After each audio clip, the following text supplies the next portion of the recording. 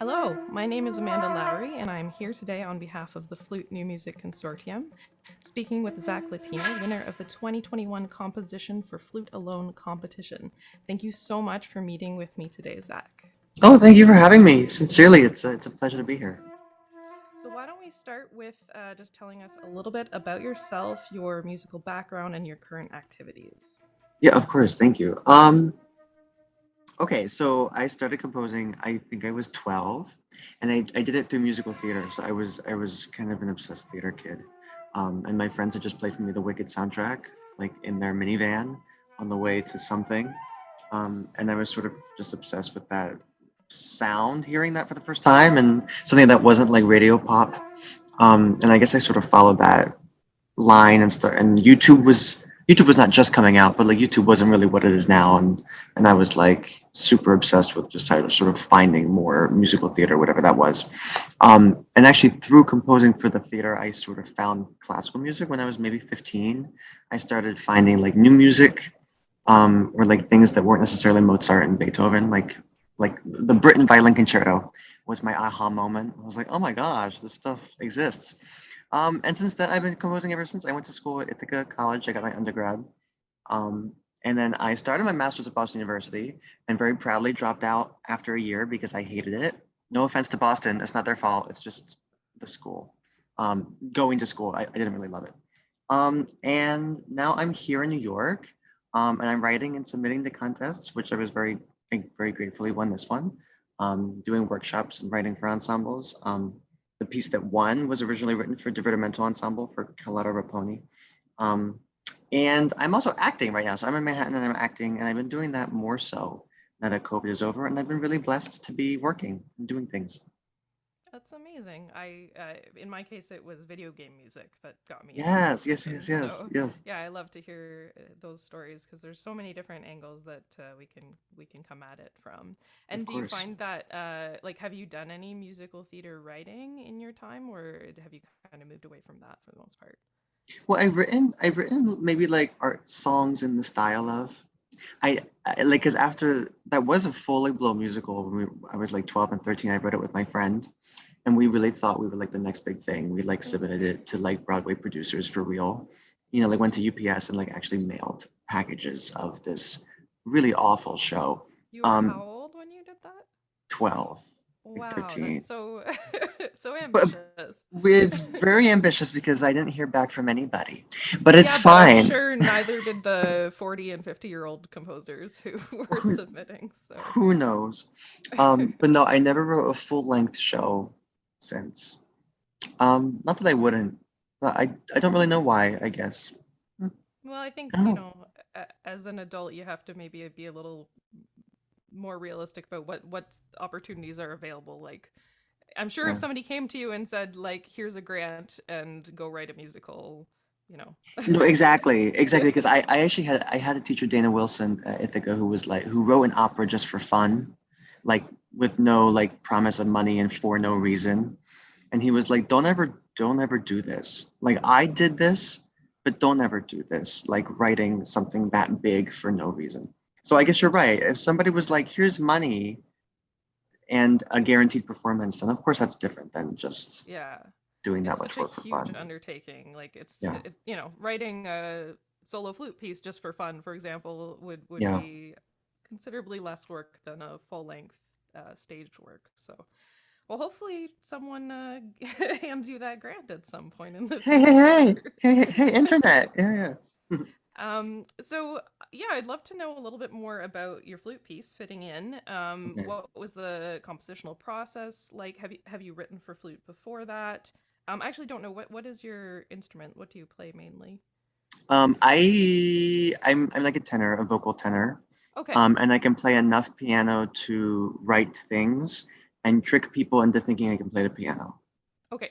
So flute is not your instrument. So Flute is not my instrument. but Yeah. you've written this very virtuosic and very, I would say, idiomatic piece for flute. I was looking at the score, and um, sometimes it's dangerous for sometimes for composers who don't play the instrument to use a lot of extended techniques because if Sure. you don't understand the instrument, um, sometimes it doesn't have the same effect that you want it to. But I found, especially listening to the studio recording, that it's extremely effective. So, Oh, um, thanks. yeah, how did you approach that? How did you approach writing for the instrument, and especially writing in such a sort of more modern, like with a lot of extended techniques and a more experimental style?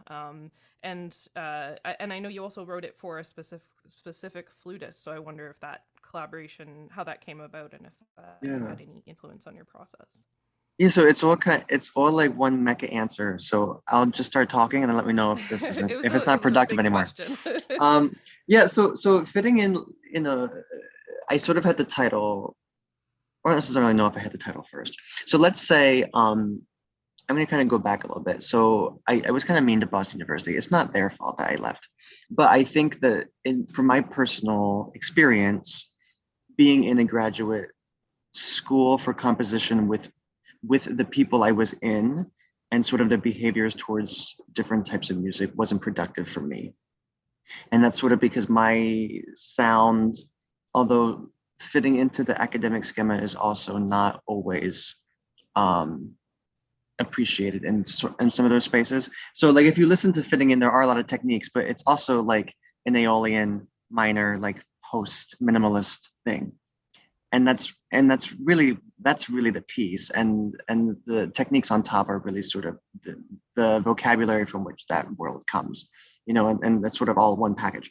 But anyway, I wasn't really feeling like I was progressing in those spaces with that sort of attitude. So fitting in is sort of like the piece has three sections, right? And so A is kind of like the first section is sort of like what my most natural voice is, which is like this, Aeolian natural minor, like melody, like, because I sing melodies all the time. I'm in the shower, I'm on the street, whatever, like just things that sort of come to me.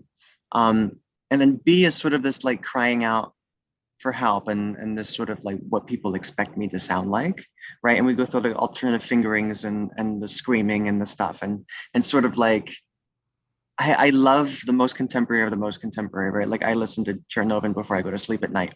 However, it's not necessarily what I sound like.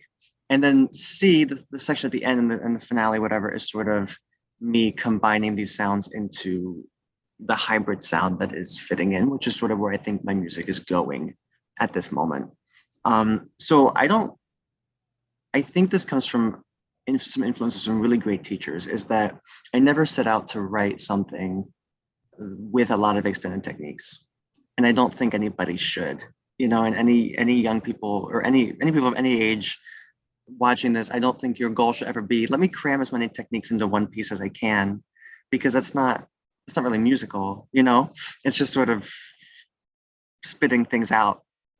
So my approach to this was, let me sort of investigate the things that the flute can do that I sort of know it can do, but also don't, and really do my research and really make it come out in a way that's as natural as possible. So I mean, most of, or maybe all of the construction of the piece is really from researching Robert Dick's The Other Flute, which is pretty much just really a gift to composers, looking for this contemporary flute sound. It's really unbelievable. Um, and just how specific he is, and how he tells you how, because he'll give you really specific things about what the flutist is going through, right, and what they're experiencing, and even like switching from one technique to another, how possible that is, and stuff, whatever. So my approach was let's like do my research and buy this book and sort of take what's naturally in my head, which it doesn't really help you. I'm just like, what was in there, what I was hearing, and see how I can most accurately and with the most integrity as possible portray this as sort of this hybrid sound of like, yes, there's techniques, but that's not what the piece is. Is that is that good? Yeah, I'm glad you mentioned the Robert Dick book, because it's an amazing resource for composers and for flutists as well. I mean, I keep it no more than a few feet away from my practice space at any given Sure. time, and he also has some practice manuals for extended techniques, which would be very useful for anyone who's trying to learn your piece. Yeah, yeah. No, um, I mean, they're all literally in there. I mean, yeah, I can give you page numbers to the most recent edition if you need help yeah. doing things. Not sponsored, Um, by the way. and the flutist that premiered this, did you Oh, know her thank you. ahead of time, or did you work with her directly while you were writing Um, the piece? yeah, no, thank you. I I kind of forget. No, I don't forget how it happened. Um, More good resources, composersite.com. Composer site is incredible for finding competitions and or opportunities and stuff. And I think I submitted pieces I had already written to the Divertimento Ensemble Workshop for Young Composers. And this was like in March of 2021. Yeah, this was like March of this year. I had submitted things, and I was accepted into this workshop, and I was actually assigned to Mauro Lanza, who is the principal flautist in that ensemble. And so I had written it for him, and sort of knowing his sequenza recording and knowing what he does really well.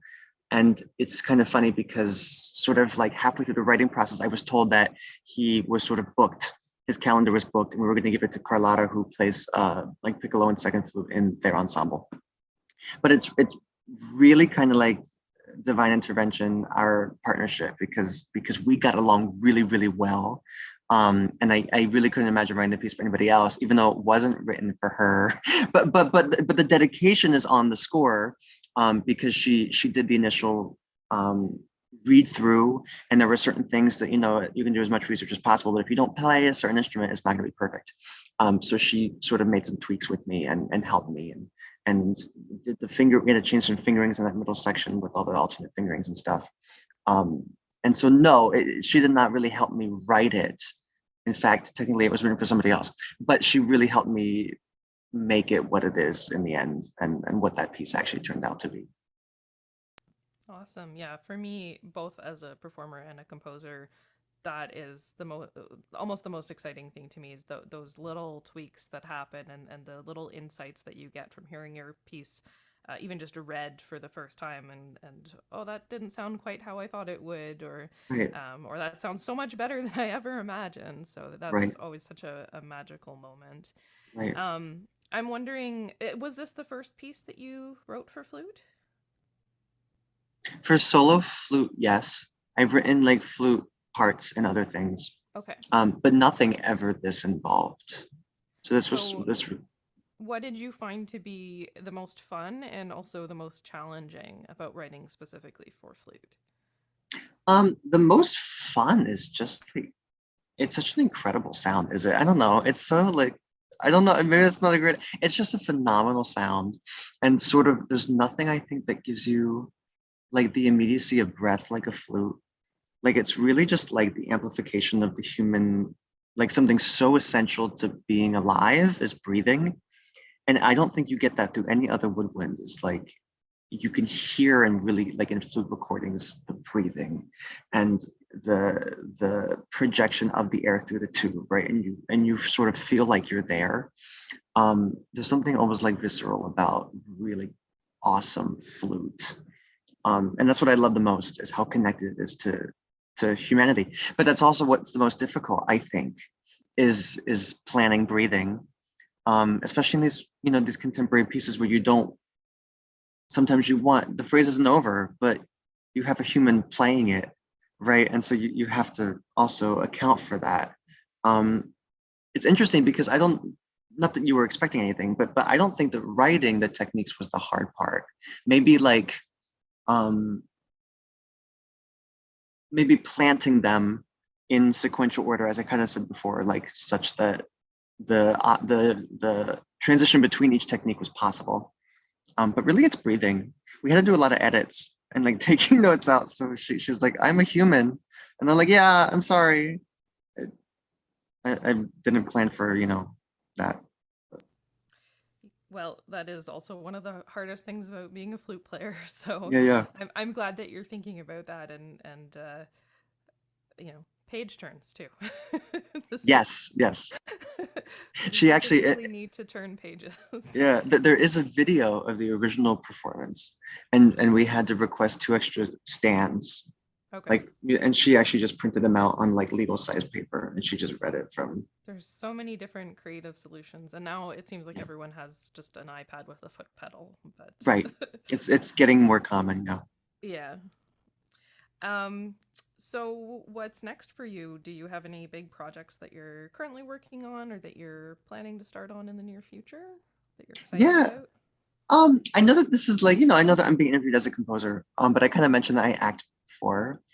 Um, I think that that's sort of where my heart has always been and something I was more afraid to do. So I'm sort of very excited about moving into that direction of confidence. I'm going to be off Broadway in New York in December in the Christmas Carol at the Players Theater, which Amazing. is, thank you very much, which is very exciting. Congratulations. Thank you very much. And so just sort of seeing where that takes me, but also never not writing, right? There's always songs in my head. Um, we were supposed to release a collection of my chamber work called Dollhouse this summer. And I actually had an issue with the distribution label um, being a little sketchy. So I withdrew from formal release and I'm going to self-release, but I haven't actually figured out a plan yet. So it's possible that that might come out in the winter. Um, that album, and then also acting, and then whatever else happens. But I haven't really been writing because I've been sort of time consumed. And I'm sorry that that's the answer, but it's the truth. So, That's okay. It's been a rough few years, so which is not the note that I want to end on. So why don't you tell me one more fact about yourself or maybe something about a favorite composer or favorite piece of music that you're really obsessed with right now? okay. No. Okay. What's brightening your days? Doesn't even have to be musical. Let's see, it normally is musical. Okay, what's right on my days? All my dogs. Let's do this. So I taught elementary school for 2.5 years. And Okay. that was my stable income. Was teaching at the Harlem Children's Zone after school. I said elementary school, but it's like after school for kindergarten through Were you eight. teaching music or just I teaching was, general? yes. So I was the music and theater teacher, Awesome. and sort of like also co-leading that cohort of arts teachers. And it was one of the most incredible things ever. But when I got into my acting brave bubble in May, what I call my brave bubble, like I'm gonna do this, yay! And I call it a brave bubble because I have a bunch of them and I pop it and I'm like, let's go get a 9 to 5. And I'm like, let's do it. And I'm like, let's go get health insurance. When I was yeah, America. So when I was in my last brave bubble, I was like, let's actually do it for real. So I have since left. But as my like daily income, I get to pet sit. And so I have a Labrador slash pit bull mix who's really nice, and his name is Prince. Can Um, he make a cameo? Is it well, possible? my camera doesn't come up. I do have two Okay. cats. I have two Maybe we cats also. can attach a photo at the end of the video. Yeah. I'll send. You can like, yeah, put it in there. This is Prince. He's amazing. Well, thank you so much. It was lovely Yeah. chatting with you. Thank you very much. I had a great time. And thank you to you for the time, and thank you Flute Music Consortium for being interested in my music and for continuing to allow me to show up on your platforms as such. It really means a lot to me.